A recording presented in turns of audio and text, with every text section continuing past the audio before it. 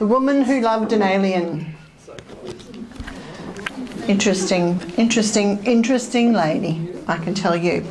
First of all, I'd like to thank Kitty, who's here tonight, who was actually a friend of Elizabeth's back in South Africa.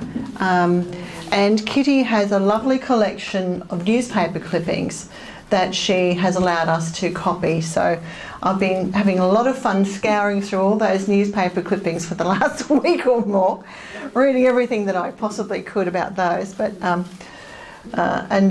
found it quite delightful to read as much as I could about Elizabeth.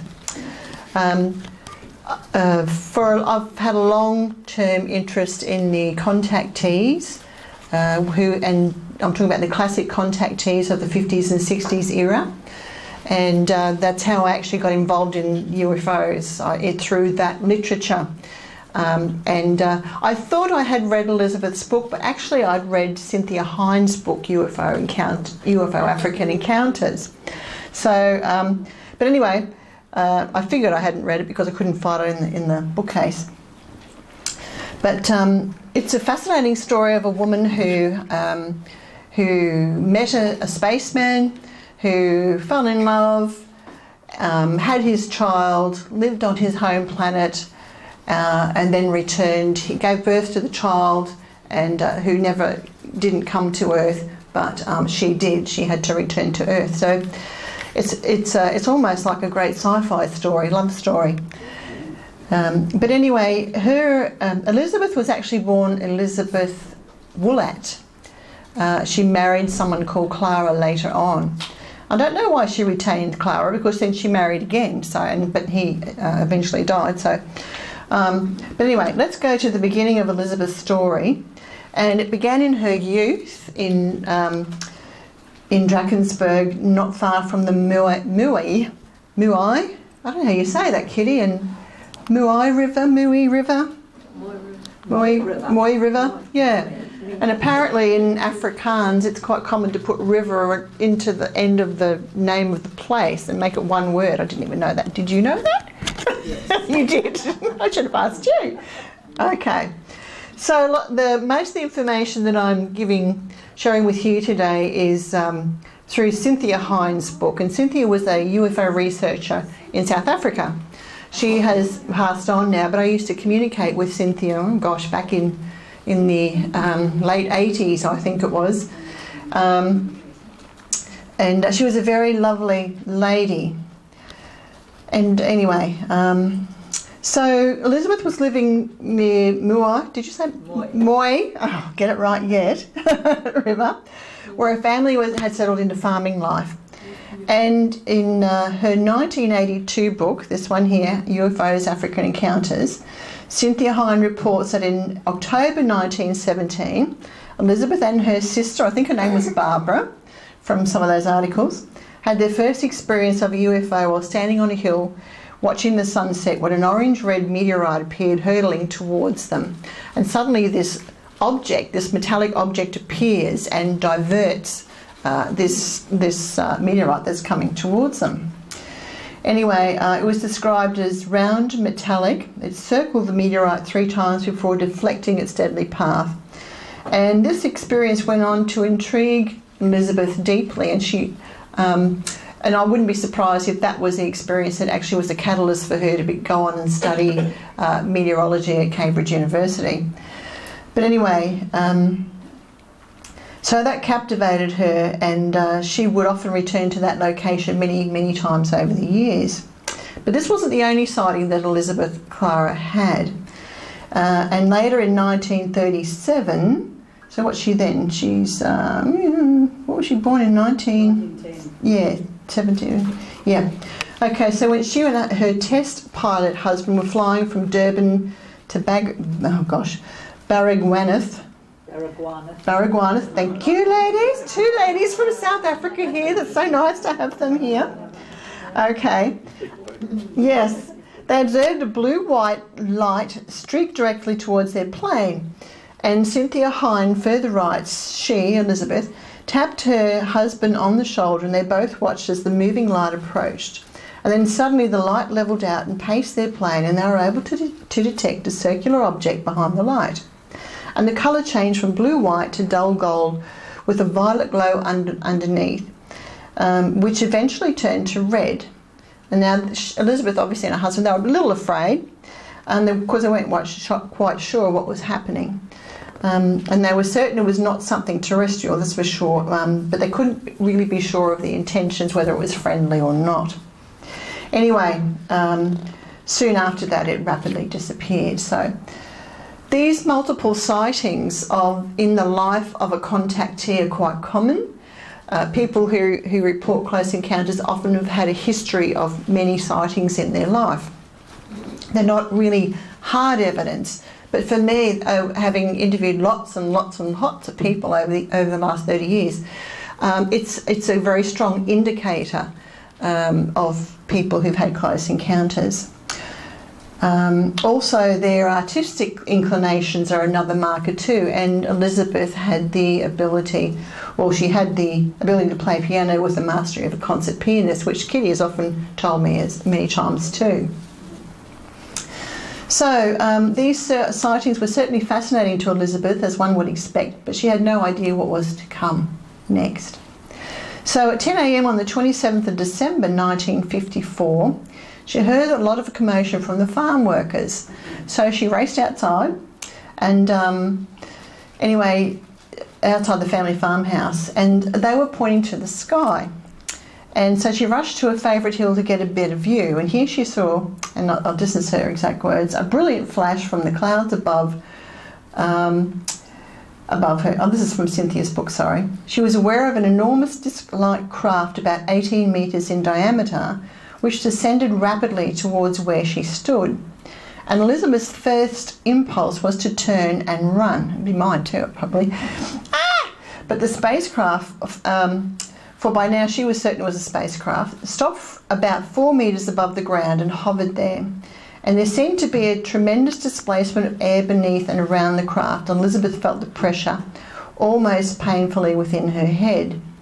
And all this was accomplished with a soft humming sound. And although a little afraid, Elizabeth was by now too fascinated to run. So that's a pretty strong, powerful experience, I think, to have that. And in her interview, Cynthia Hines gives Elizabeth's description again of seeing a circular, flattened, rotating dome with 3 portholes. And like with many other witnesses that I've spoken to, the brightness of this object was, emanating, and it blinded her. But eventually she adjusted to the light. Strangely, she was brave enough to stand there long enough for that to actually occur. And what she could see was she was looking through the portholes of this object was the face of a humanoid male. And apparently he was standing there with his arms crossed and just staring at her. The craft then lifted off and disappeared again. So that's pretty interesting too, standing there expressionless with his arms across. And for me, I probably would have, responded to the natural flight or fight tendency and did the flight thing and took off. I don't know. You really don't know how you'll respond to these experiences until you're in the situation. A lot of people have said to me over the years that, yes, I think I'd be very curious to meet an extraterrestrial. They land at the spaceship and they come out, and I say, well, what if it actually happens? Let's see how you respond then. Anyway, so Elizabeth went on to describe the alien man as being almost 2 metres tall, having a thin chin with an aesthetic face, an aquiline nose and high cheekbones. And she actually has a sketch or painting of him. Now these are photographs that she took of his craft, and this is the man in question who runs around meeting Earth women and getting them pregnant. Interesting, huh? Yes. Anyway, so she described him as a handsome man, and there was a hypnotic attraction about his eyes which made it difficult for her to look away.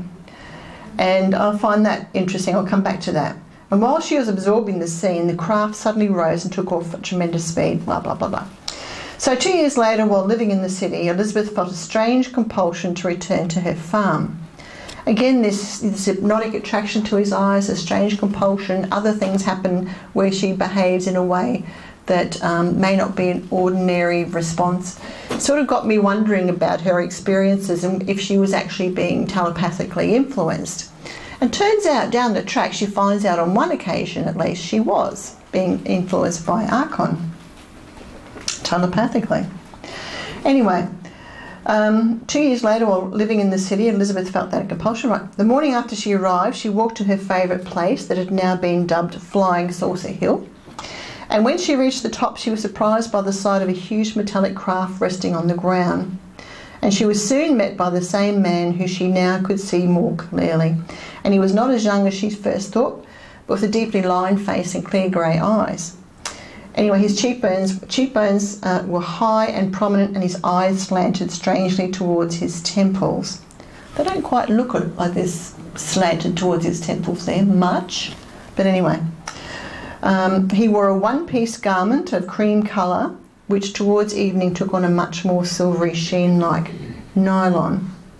So Elizabeth ends up going into the craft, and as she enters, the door shuts seamlessly behind her, and then she turns to look out through the portholes, and they shut too. And there's a little bit of a panic sets in then, so she's a bit concerned, but he settles her down. And I was listening, you can actually go onto YouTube and listen to Elizabeth speaking herself when I think she was talking to, I'm not quite sure which group she was talking to.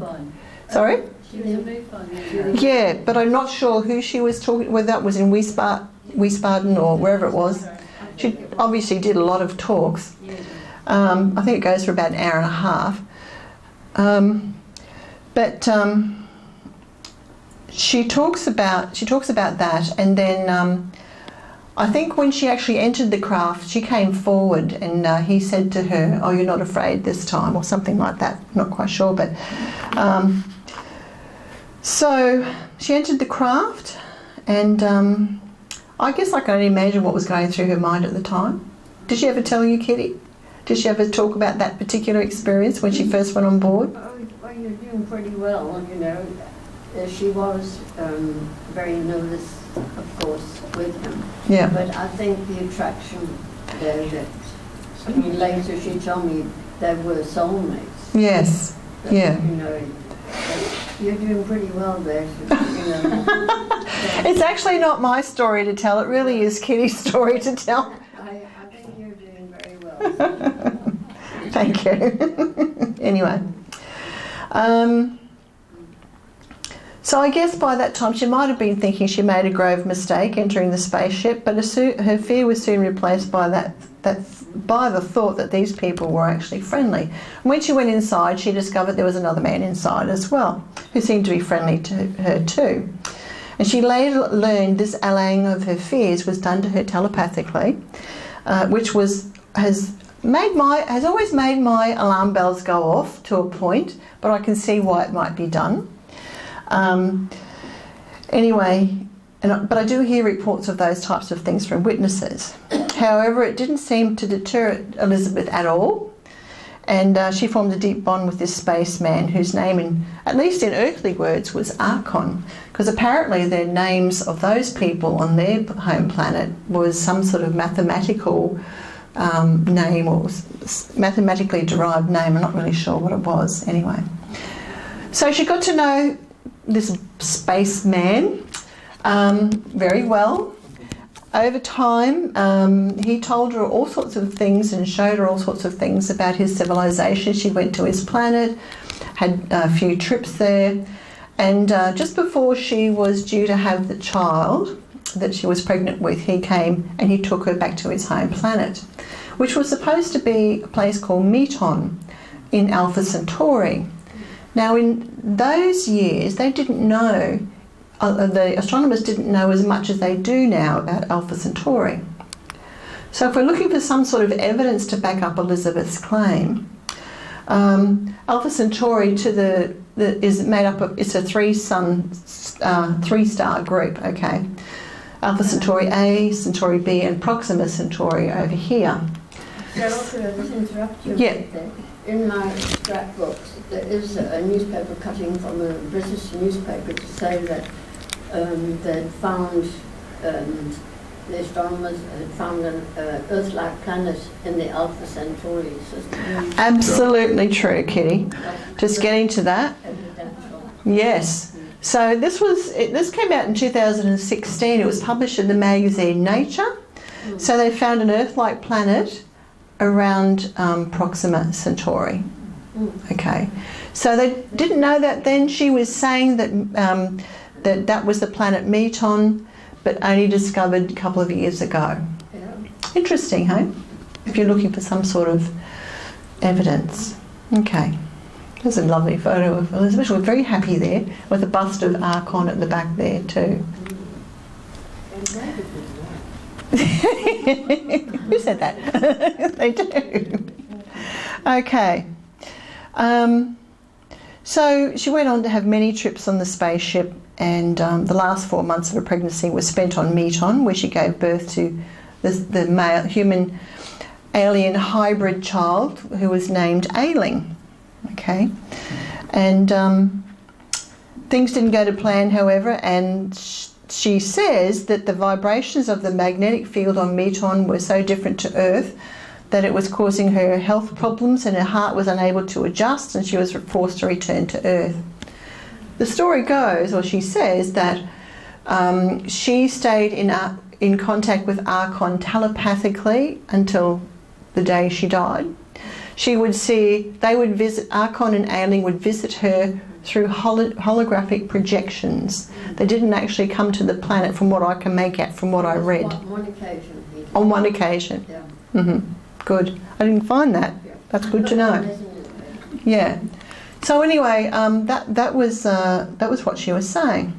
What I found really interesting about her story, because I have a particular interest in the connections between people who have near-death experiences or out-of-body experiences, and while they are in that state, see extraterrestrials. Now, in one of those clippings in Kitty's collection, there was a story, and it was in Personality magazine, I think, and it was an interview of Elizabeth in 1994. Anyway, in this interview, Elizabeth tells the story of an unusual experience that occurred after an accidental explosion in an aircraft hangar. She was a pilot, by the way, as well. So, leaving her badly burned and unconscious body, she had a vision in which the pain of her burn disappeared, and then found herself sitting on lush emerald green grass on the top of a hill, overlooking an expanse of a dark blue sea, over which a beautiful circular orb glinted and flashed in the sun. So today we talk about these experiences as near-death experiences, where people have some sort of serious injury and leave their body, go to another place. So I found that really interesting. It was only one article that I could find where she actually told that story. Did she ever tell you that story? I think it's in the book about when she was close to Scare Hospital. Okay. In the Cape. Right. And, I'll have to get that book. Yeah, I know you've got a copy. I've got the book here tonight. Yeah.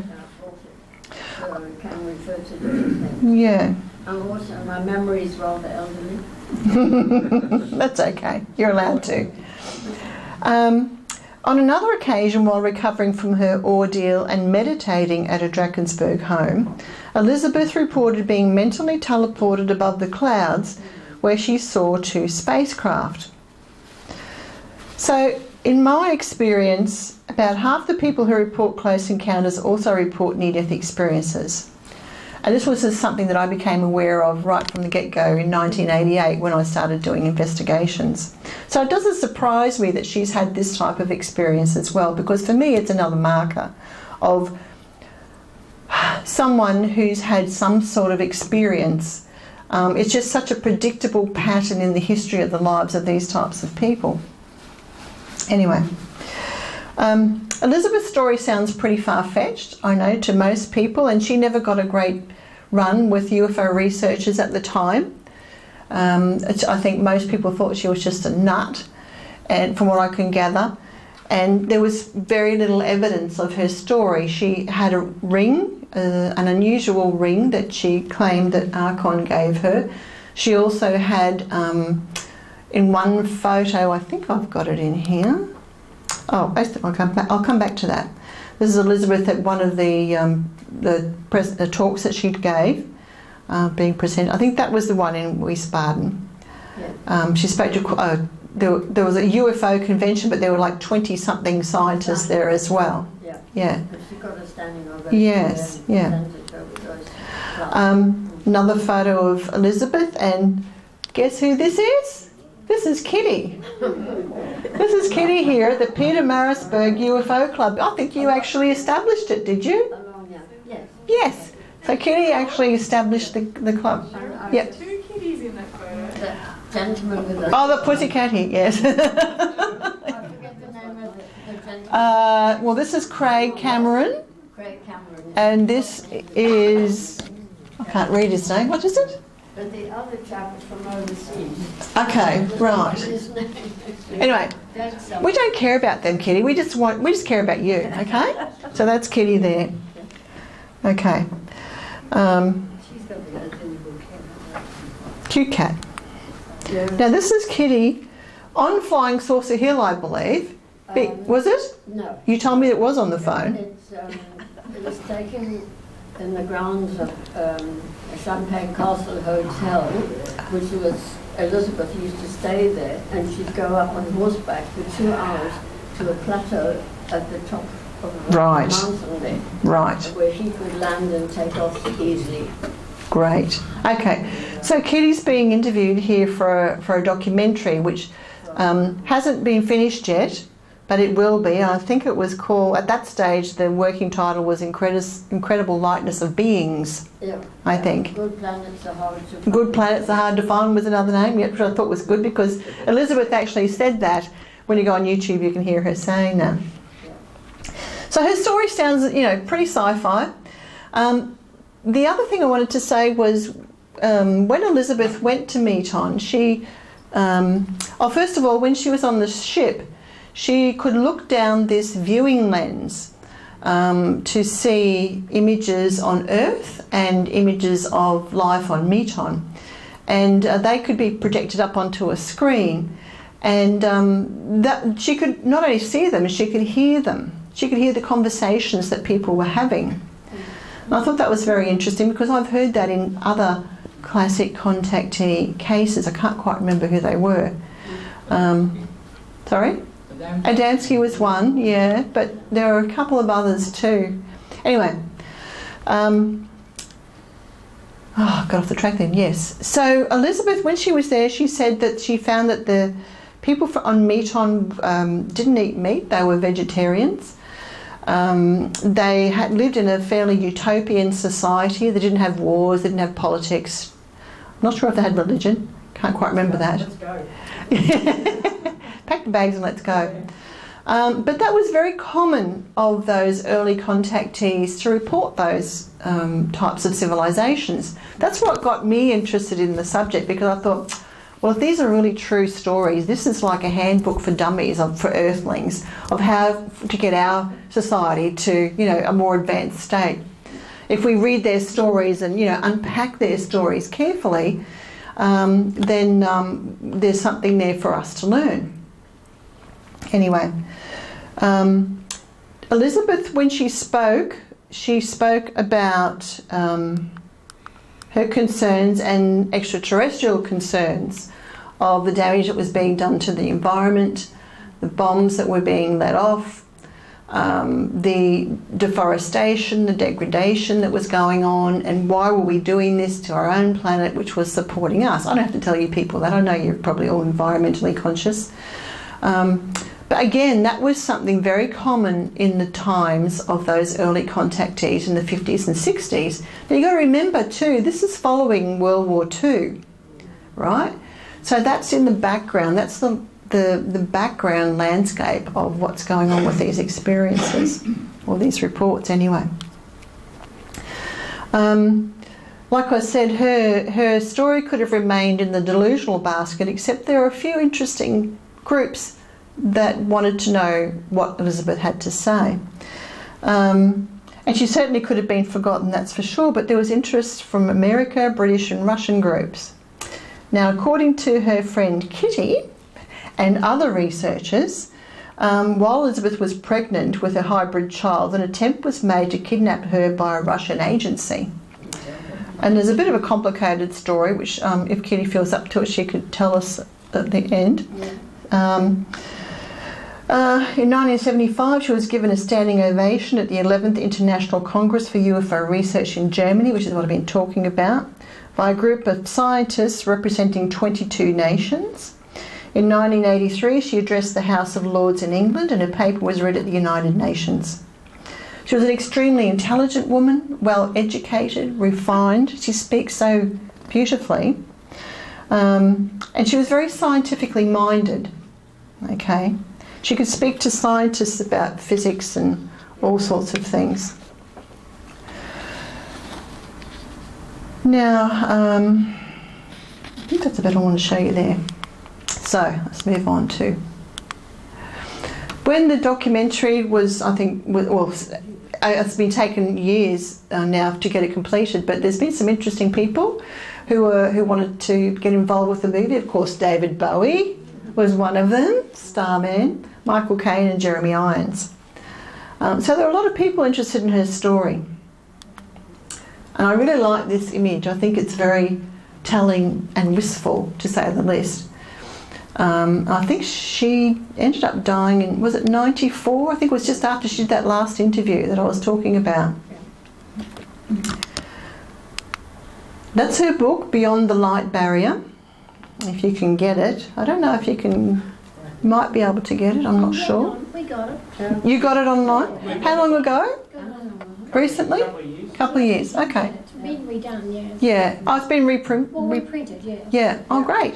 Well, that's good. Her son's reprinted it and put a little appendix on the back saying he doesn't believe his mother's story. Yes, yes. That's very sad. You kept Basically. saying opposite to that at other times, like there's a picture of him holding a placard of Oswald's picture, and he referred to him as my mother's lover. Yes. But then he had his reasons for being sceptical. He was had his own business, and he had a very religious wife who was very anti anything like that. She didn't believe in it, and he was afraid of reporters and the publicity that came around. And I think poor Elizabeth had turned in her grave to hear him make a public statement that he had his doubts. Yeah. But he was afraid. Yeah. And I spoke to him about it, and I said I was so shocked to hear you've gone public and made that statement when there's so much evidence for your mother's story, where even respectable scientists and governments know all about her and believe in her. Mm. And to this day, I often wonder if he doesn't, regret what he's been saying. Mm. She could have damaged the sale of her book as well, and he collects the royalties, has been collecting the royalties from that. But the worst thing was not, professing to support her. It gives you a whole big chapter on how spiritual my mother was, and she's greatly revered, and he's always respected her. And then he thinks that respect, was rather absent when denying that he wasn't sure about her story. I mean, there's so much evidence for me. I actually have a case, I've got his photograph in this book, of a man. Oh, sorry, I better talk into this thing while this is going to. No, there was a fantastic incident in and around Pietermaritzburg in Natal there. I'm trying to cut it short. You're right. He this man was giving a lift to two young men who had done army training, and they were coming home from their camp on the outskirts of Maritzburg. And one of them said to him, there's a guy in a spacesuit. What's he doing on the freeway in a spacesuit? And Blythe Thompson, that was his name, he said, I don't know, but that man is not from Earth. That's the most handsome spiritual face I've ever seen. And I'm going to go back and have another look at him. And the kid panicked, and he just wanted to get home. You know, they'd been 2 years away in the army camp. He couldn't wait to get home. But the amazing thing was that I had, in that same time sequence, just a few days prior, I had met his daughter, Vanessa, who was a nurse at the local hospital. And she heard about me from some university friends of mine. And she said, have you heard about this woman, Elizabeth Klarer? And they said, oh, yes, we know someone who knows her well. And she couldn't wait to meet me.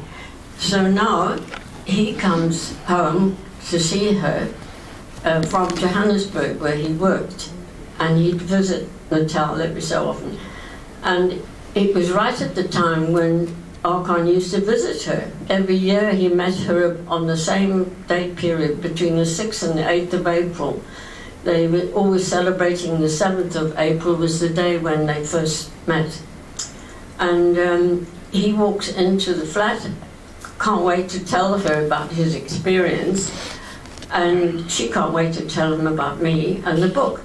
And he said, what are you talking about? Was this woman out of space in a book? What book? So, of course, she shows him the book. On page 33 was the drawing of Archon, which he would allow, but he wouldn't be photographed, because he's walking around on Earth, and he visited her on a number of occasions, actually. And he didn't want to be arrested. Already, even the South African jets knew when his ship was around, too. So did the Russians. I don't know if you want me to talk about the Russian incident. Yeah. But anyway, but to finish off the other one, of course, he naturally wanted to meet me, and he wanted to meet Elizabeth, which he did. He met her in Johannesburg. And the amazing thing to me was the timing of all that. How did Archon do this? And I forgot to mention, Elizabeth, I found her, and I said, look, this man claims to have seen Archon.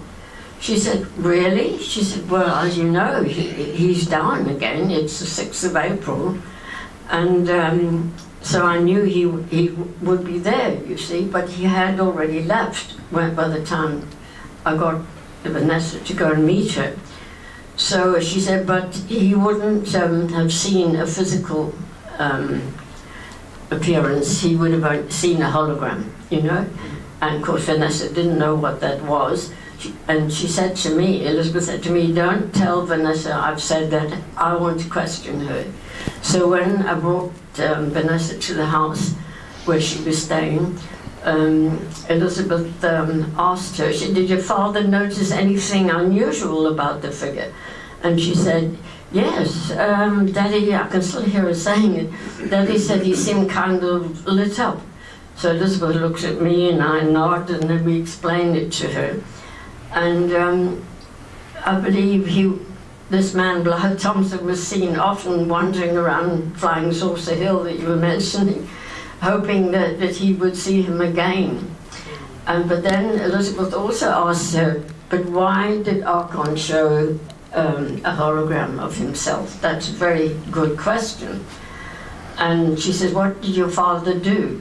She said, well, my father actually is a member of Parliament for Kloof, a town there in South Africa, a very beautiful place. And he also always, at government level, was always pushing for them to do something about pollution. And Elizabeth said, well, that is probably why Archon's come in on all this and managed to, how he did it with the timing amazes me, to get him on the 6th of April to be driving his car down there, and I'm going to meet the daughter, who I've never seen before, met before, and it all tied up.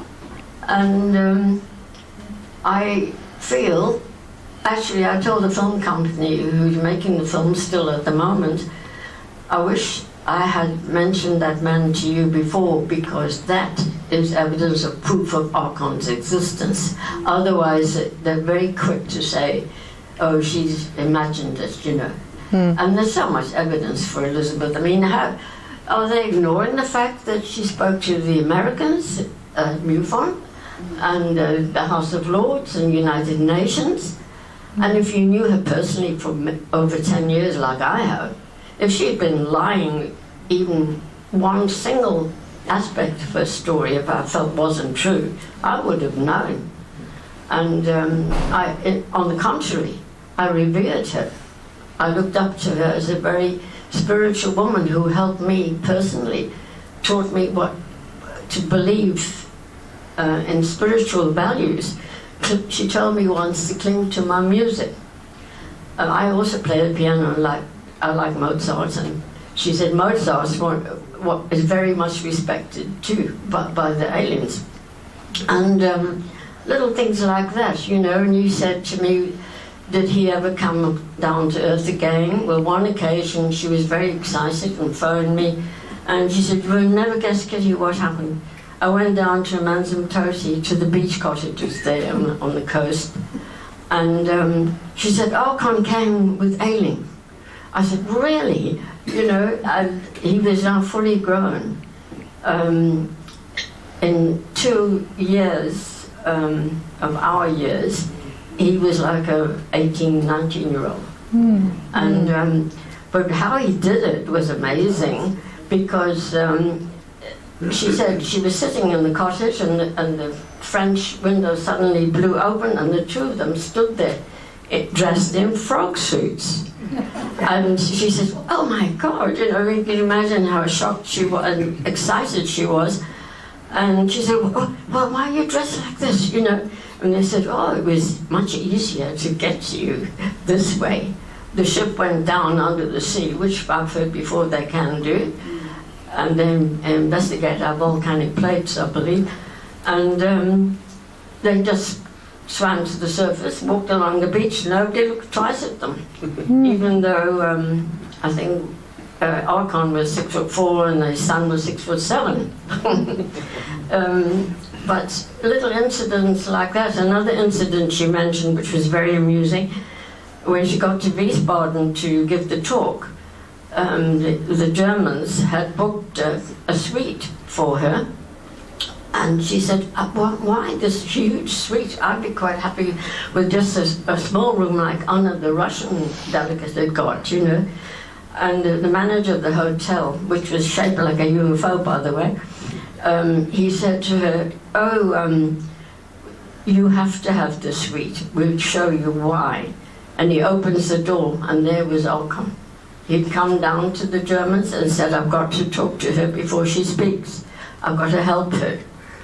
And she said, Kitty, it was like being at Wimbledon. She said, because every time he walked across the room to emphasize a point, then he walked the other end, the heads just went one way, then when he went the other way, they didn't take their eyes off him. I said, well, I don't blame them, this is their first alien. Yeah. And I could imagine that he is a very handsome man. And when he did look at her on the Flying Saucer Hill, there it was mentioned. I'm not sure if she told me or when it's in the book, so I'll just mention it. When you said he was looking at her with his arms folded, and she felt a hypnotic gaze coming from his eyes.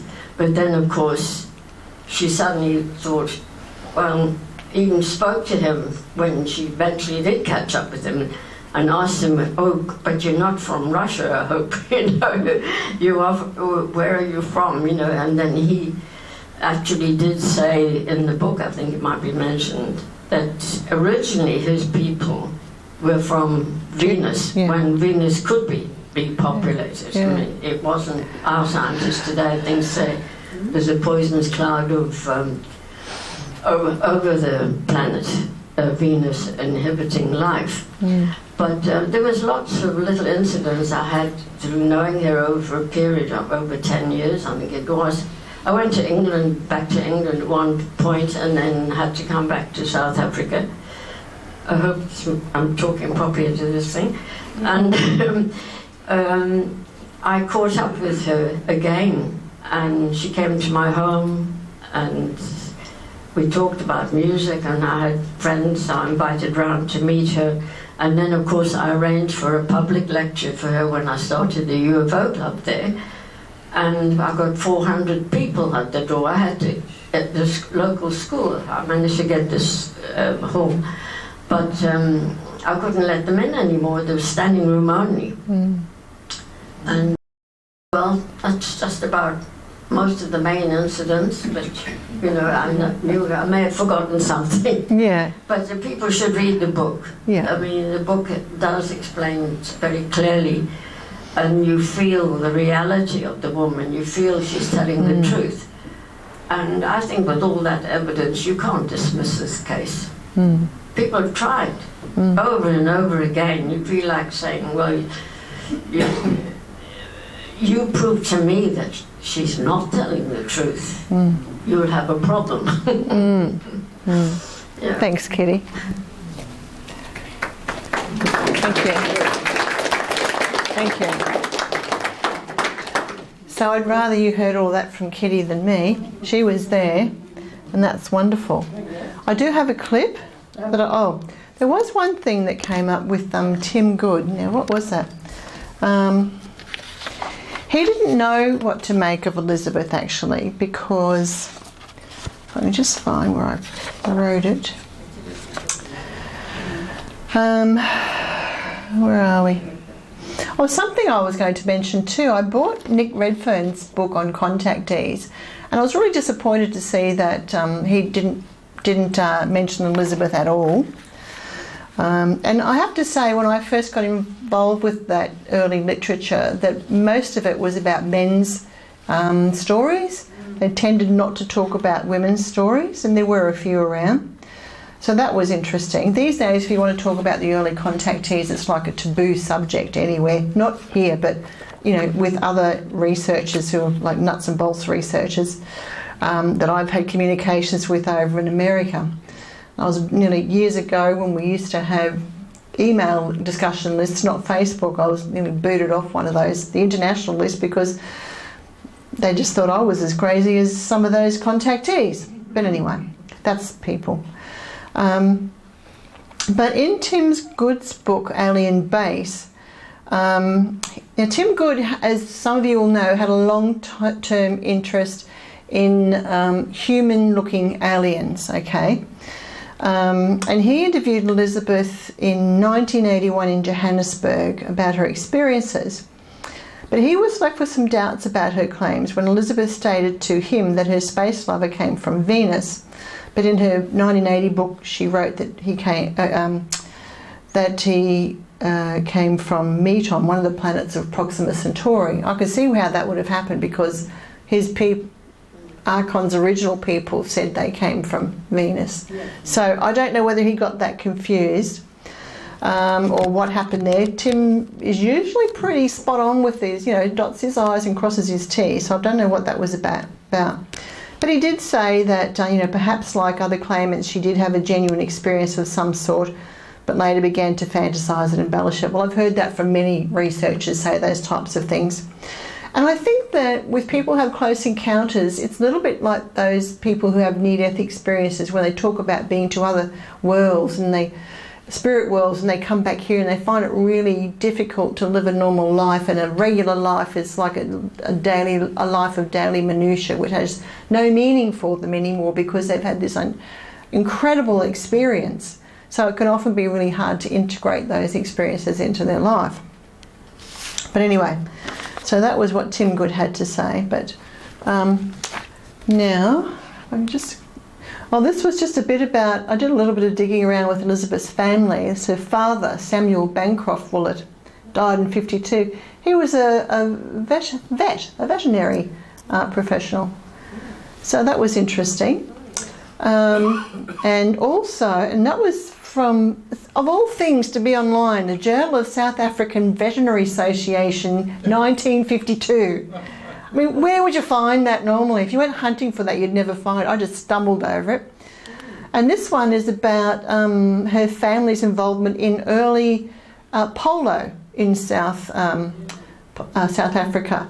So, in 1932, the first recorded match was played with the ladies' teams, right? And the captains were May Flower. I don't know who that was. Someone in her family who married, I'm guessing. May Flower was she married to Jock Flower. Okay, but she was part of the Woollett family. Yes. Yeah, somewhere. Her sister. I think she was her sister. Oh, May was Elizabeth's sister. So she had two sisters, Barbara and May. Oh, yes. Okay. Barbara was very different. Right. To May. Yeah. Okay. They had a game, and Mrs. Flower's husband was DC Jock Flower that you were saying. The name of the farm where they played this was owned by Dr. Woollett, which was Elizabeth's father.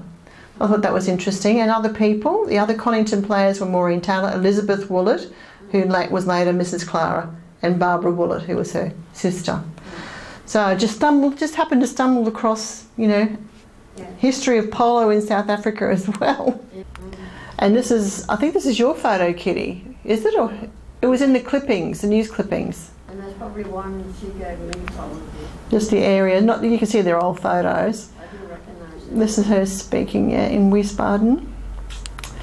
I can just see if I can find. There's a photo of Elizabeth. Now, is that you, Kitty, with Elizabeth? No. No, okay. I thought it might have been, because it says in the clipping, me and Elizabeth, handwritten. I thought it might have been you. No. Oh, okay. Do you recognise that person then? That's with Elizabeth? No? Oh, yeah, who's that? You know her. You know her. I'll come back to that anyway. Elizabeth sitting in the courtyard. Some of the area outside I think she called a place the Enchanted Cottage or something. Where was that? She did call it, that was in Johannesburg. Okay, another place. Right, more of that area anyway, where she must have lived there. Now this was interesting. This is supposed to be a tree from Meaton. I thought that's curious. That was what was handwritten on the side of the images.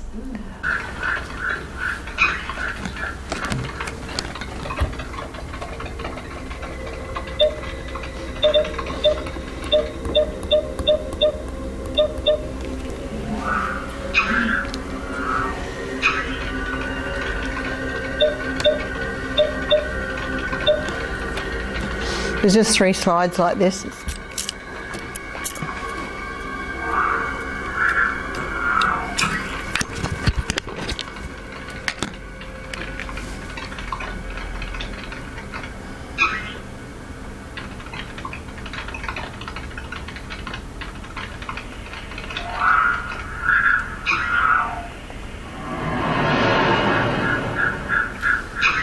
Many prophets have spoken in South Africa. Can you hear that? Many I think it's up seers full. have seen in this country. And one of the seers who saw great things was the white woman we call Nonganyezi, daughter of the stars. Her name, Elizabeth Klarer. Elizabeth, from the time she was a small girl, was always a little bit different and more in touch with life out there. Miss Elizabeth, very much. She was very concerned about the state of the planet and environment, and said the hominoids were ruining the planet. Elizabeth was always terribly keen on being a greenie. I suppose she was the original greenie. The common story that is being bandied about by Elizabeth Klarer is that she was an earth woman who was impregnated by a man from the stars. That is only half the truth. This is argon. who was my mother's love, also the father of Ailing, my mother's son, who I've never met. It seems I have a half-brother out there in space. I do have my doubts about it. She took these photographs with an ordinary camera in 1956, and I've had people say, well, those look like ordinary baking pots that were thrown up into the air, or some stupid remark. Do you know anything about aliens? Have you ever read Elizabeth Klarer's book? Have you ever met her? Have you done any research? You go out there and do 30, 40 years of research like I have done, and then come back and tell me they don't exist. She was a woman who knew things about the stars, about the cosmos, which were not then known by Western science. I think meeting other people in other parts of the globe sounds a bit like hogwash to me, but the message that we are self-destructing is for sure.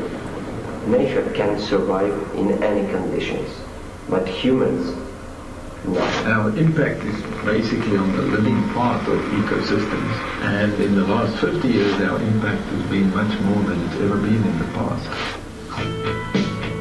Elizabeth Klarer's story shows deep insights into the environment, into the greater understanding of the immediate cosmos. And in this respect, she illustrates the role of the female, appearing on the scene as a wayshower.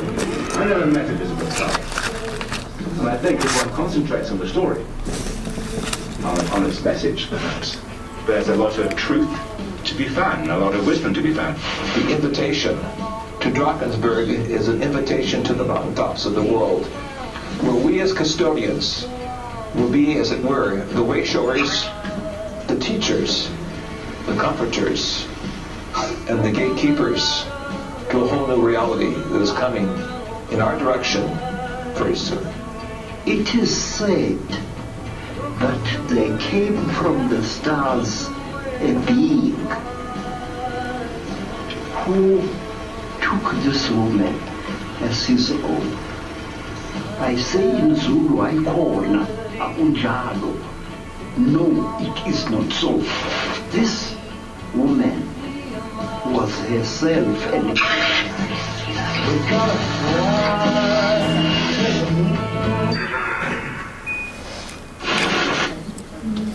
It's an old clip, but it's getting old anyway now. But anyway, that's all we've got time for tonight, unfortunately. But I don't know if Kitty's up to many questions. Do people come and see you personally later if they want to talk to you? Yeah, sure. Okay. And anyway, I hope you enjoyed that. There's a much bigger story, of course. I just had an hour to tell you, just to skim the surface with it. But like Kitty said, buy the book.